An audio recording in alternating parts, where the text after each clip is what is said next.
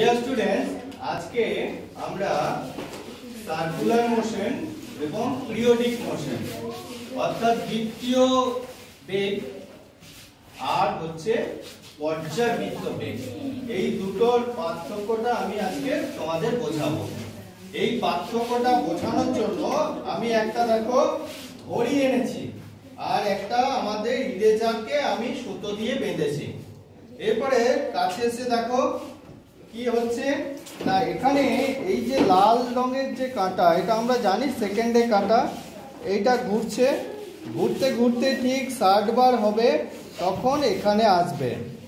আবার এই যে মিনিটে কাঁটারা, এটা 5 মিনিট 10 মিনিট 15 মিনিট 20 মিনিট করে 60 মিনিট হবে, আবার পুনরায় 7-এর ঘরে আসবে। তাহলে এটা হচ্ছে সার্কুলার মোশন।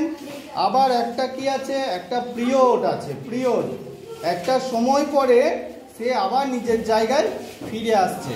কিন্তু আমি এখানে যেটা নিয়েছি, এখানে আমি একটা সুতোকে বেঁধেছি, এইটা যদি আমি ঘোরাই, এটা ঘোরালে কি হবে, এই দেখো আমি জোরে ঘোরাচ্ছি, জোরে ঘোরাচ্ছি, আবার এই দেখো আস্তে ঘোরাচ্ছি, জোরে ঘোরাচ্ছি, আবার আস্তে ঘোরাচ্ছি, আবার দেখো জোরে ঘুরছে।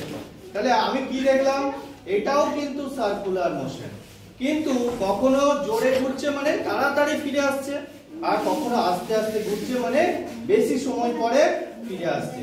তাই কি হলো না, আমার এই দুটো মোশনই সার্কুলার মোশন, কিন্তু এটার পিরিয়ড আছে আর এটার কোনো পিরিয়ড নেই।